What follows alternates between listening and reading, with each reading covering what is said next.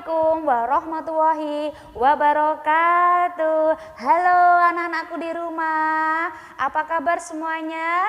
Semoga kita masih dalam keadaan sehat walafiat ya. Dan jangan lupa tetap patuhi protokol kesehatan. Hari ini ketemu lagi dengan Bu Anissa yang akan membacakan sebuah cerita tentang Nabi Ismail alaihissalam dan hewan kurban. Dengarkan baik-baik ya. Nah, ini bukunya sudah dibawa sama Bu Anissa. Nabi Ismail alaihissalam dan domba kurban. Nah, ini sudah ada gambarnya ya. Nabi Ismail adalah anak dari Nabi Ibrahim alaihissalam dari Siti Hajar.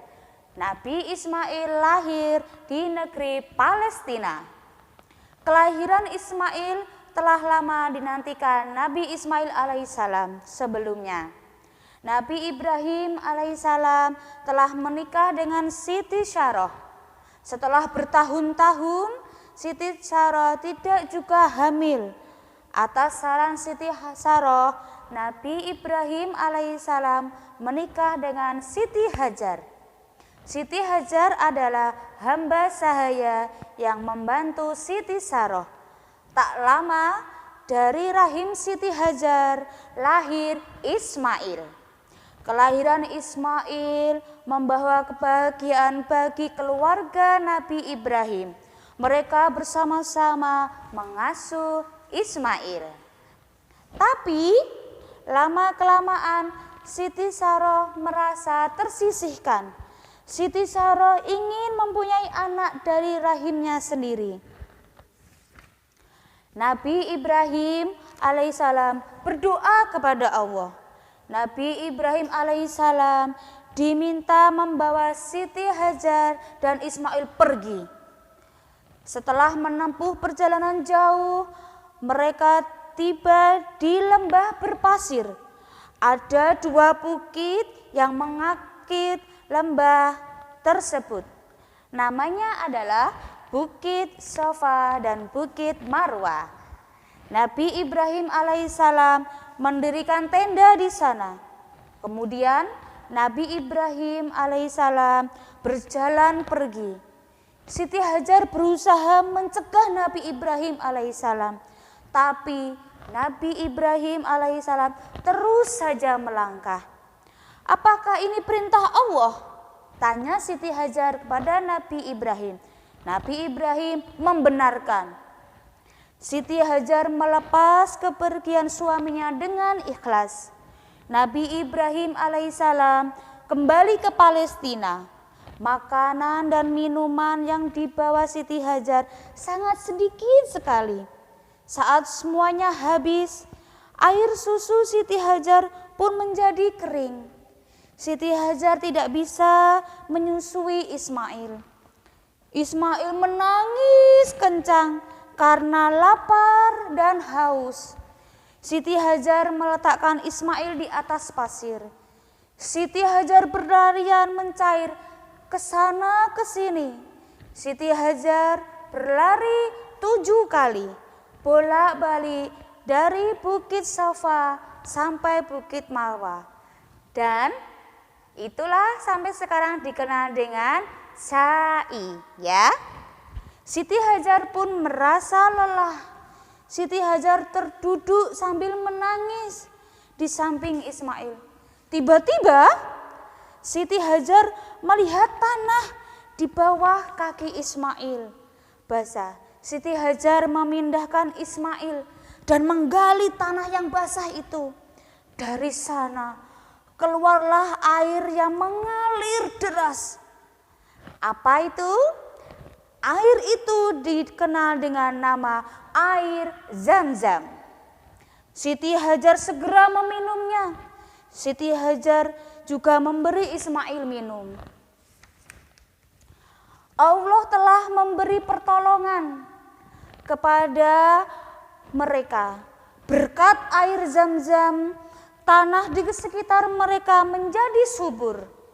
Beberapa khalifah yang lewat memutuskan tinggal di sana. Daerah itu menjadi permukiman penduduk. Daerah itu dikenal dengan nama Kota Makkah. Sudah tahu ya anak-anakku ya Kota Makkah ya, yang biasa dibuat untuk beribadah haji. Selanjutnya, Nabi Ibrahim alaihissalam menjenguk Siti Hajar dan Ismail. Ini ada gambarnya. Nabi Ibrahim alaihissalam sangat bersyukur melihat mereka. Siti Hajar dan Ismail selamat dalam lindungan Allah. Namun Allah menguji Nabi Ibrahim alaihissalam. Menguji apa itu? Saat tertidur lelap, Nabi Ibrahim alaihissalam bermimpi. Allah memerintahkan Nabi Ibrahim alaihissalam untuk menyembelih Ismail, menyembelih putranya sendiri. Mimpi tersebut datang 3 kali berturut-turut. Nabi Ibrahim alaihissalam menceritakan mimpinya kepada Ismail. Lalu Ismail menjawab, "Ayah, patuhi perintah Allah. Aku ikhlas," kata Ismail. Nabi Ibrahim alaihissalam membawa Ismail ke padang pasir yang sunyi. Di perjalanan ada iblis berwujud manusia yang mengganggu mereka. Iblis itu membujuk Nabi Ibrahim alaihissalam untuk membatalkan menyembelih Ismail. Nabi Ibrahim alaihissalam mengusir iblis itu dan melemparinya dengan kerikil. Nabi Ibrahim alaihissalam melakukannya 3 kali hingga iblis itu pergi. Nabi Ibrahim alaihissalam menemukan batu besar. Lalu Ismail dibaringkan di atas batu besar itu.